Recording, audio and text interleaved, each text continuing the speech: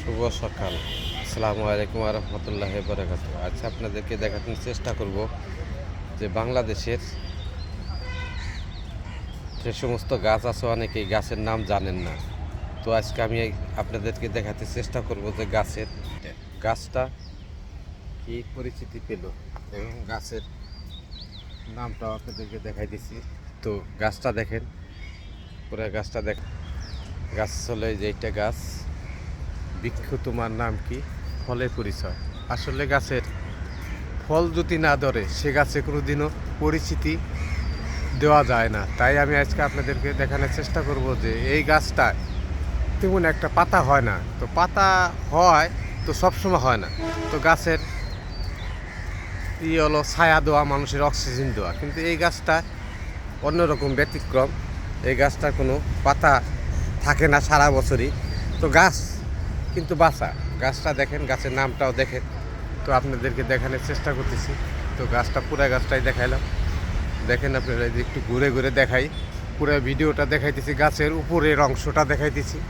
তো দেখেন, তো গাছটা এখন আমিও একটু আপনাদের সামনে পরিচিত হওয়ার জন্য, হ্যাঁ, ভোরের সকালে এই সূর্য ওঠার আগে আপনাদের কুয়াশা, অনেক কুয়াশাচ্ছন্ন দেখেন আপনারা, এই যে দেখাইতেছি। এই যে রমনা পার্ক, এটা রমনা পার্কে বিভিন্ন গাছের নেম প্লেট লাগানো আছে।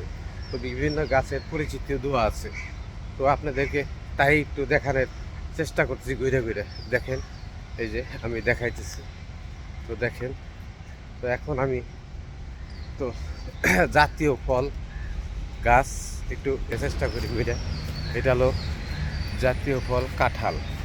দেখেন, এই যে কাঁঠাল গাছ, এরকম নাম প্লেট প্রত্যেকটা গাছের গোড়ায় পরিচিতি নাম প্লেট দেওয়া আছে। তো আপনাদেরকে একটু দেখানোর চেষ্টা করতেছি আর কি। দেখেন, এই রমনা পার্কের ঝিল পার্ক, এটা খুব কুয়াশাচ্ছন্ন।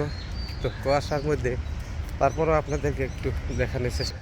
দেখেন, তো আমিও একটু আপনাদের সামনে পরিচিতি হওয়ার জন্য, আমি একজন ফেসবুকার।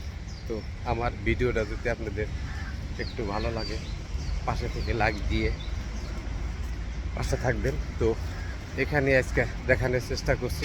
তো দেখছেন, তো আর সামনের দিকে যে ফুল, অনেক ফুল গাছ আছে। তো অনেক কুয়াশা আর কি, যার জন্য অনেক কিছুই দেখানো সম্ভব হয় না।